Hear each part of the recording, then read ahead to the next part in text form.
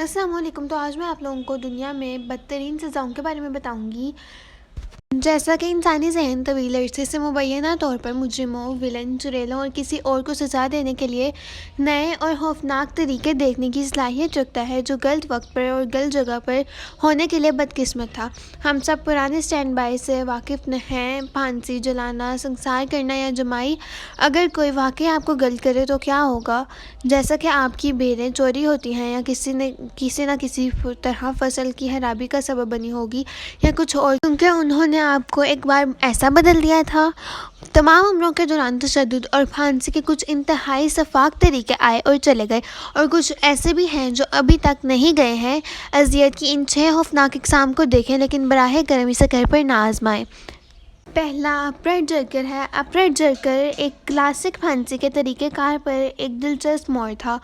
پھانسی، جبکہ یہ پوری دنیا میں ایک حقیقی سٹینڈ بائی ہے، تاثیر کے لحاظ سے مطلوبہ بہت کچھ چھوڑ دیتا ہے۔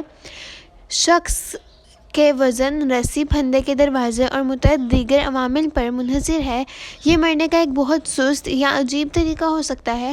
قدرتی حل: اسے پیچھے کی طرف کرو، سیدھا جھٹکا، یعنی کہ اپریٹ جرکر ایک ترمیم شدہ لٹکنے والا نظام تھا جس میں بھاری وزن اور پلیاں استعمال کی جاتی تھیں تاکہ مجرم کو ہوا میں جلدی سے جھٹکا دیا جا سکے۔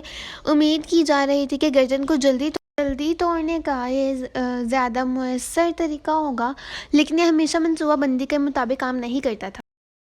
فالنگ یعنی کہ گرا دینا: جب کوئی آپ پر ظلم کرتا ہے تو سب سے پہلے کون سی چیز ذہن میں آتی ہے؟ انہیں ایک پہاڑ سے پھینک دو۔ یہ صدیوں سے ناپسندیدہ پریشانیوں کا ایک آسان حل رہا ہے۔ اگرچہ یہ بڑی حد تک فیشن سے باہر ہو گیا ہے، لیکن ایران اب بھی ریاستی پھانسیوں کے لیے اس طریقے کو استعمال کرتا ہے۔ پھر تیسرا طریقہ کرش بائی ایلیفینٹس یعنی کہ ہاتھیوں کے نیچے کچل جانے کا تھا۔ یہ عمل درآمد کا ایک عجیب و غریب طریقہ ہے، لیکن آپ اس کی تاثیر سے بحث نہیں کر سکتے۔ جیسا کہ آپ اندازہ لگا سکتے ہیں، یہ ان علاقوں میں عام تھا جہاں ہاتھی قدرتی طور پر پائے جاتے ہیں۔ بنیادی طور پر جنوبی اور جنوب مشرقی ایشیا میں ہاتھیوں کو اکثر تربیت دی جاتی تھی تاکہ یہ یقینی بنایا جا سکے کہ روندنا ہر ممکن حد تک ظالمانہ تھا۔ چوتھا طریقہ لنچی ہے۔ لنچی، جسے سلو سلائسنگ یا ہزاروں کٹوتیوں سے موت کے نام سے بھی جانا جاتا ہے، چین میں اذیت ناک سزائے موت کا ایک طریقہ تھا۔ مذمت کرنے والوں کو ایک پوسٹ کے ساتھ باندھ دیا گیا تھا اور جلد اور اعضاء کے ٹکڑوں کو آہستہ آہستہ ایک ایک کر کے ہٹا دیا گیا تھا۔ عام طور پر اس کا اختتام دل یا سر کاٹنا تھا۔ یہ 10ویں صدی کے اوائل میں استعمال ہوا اور تقریباً 1000 سال تک جاری رہا۔ خوش قسمتی سے 1905 میں اس پر پابندی لگا دی گئی۔ Number 5، blood eagle. The blood eagle comes from Nordic legends of Viking executions۔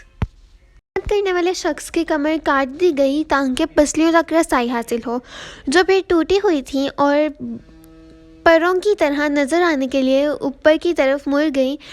چوٹ میں زخم ڈالنے کے لیے زخم پر نمک ڈالا گیا اور آخری دھچکے کے طور پر پھیپھڑوں کو باہر نکالا گیا اور اثر کے لیے پسلیوں کے پروں پر لپیٹ دیا گیا۔ شکر ہے اس بارے میں بحث ہو رہی ہے کہ آیا یہ عمل واقعتاً موجود تھا یا نہیں، یا اگر یہ صرف افسانوی چیز ہے۔ کسی بھی طرح سے یہ خوفناک ہے کہ کسی نے سوچنے کے لیے وقت لیا۔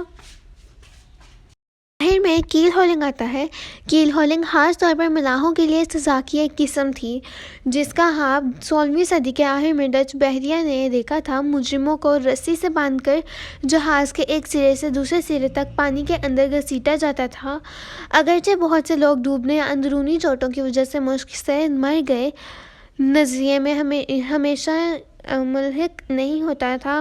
بونس کے طور پر جن مردوں کو کیل ہولنگ کی سزا دی گئی تھی، انہیں اکثر جہاز کے نچلے حصے یعنی کیل پر بارنیکلز کے ذریعے بے رحمی سے کاٹا جاتا تھا اور داغوں کو زندگی بھر اپنے ساتھ لے جاتے تھے اگر وہ زندہ رہے تو۔ یہ ہے۔ امید ہے آپ کو ویڈیو اچھی لگی ہوگی۔ اللہ حافظ۔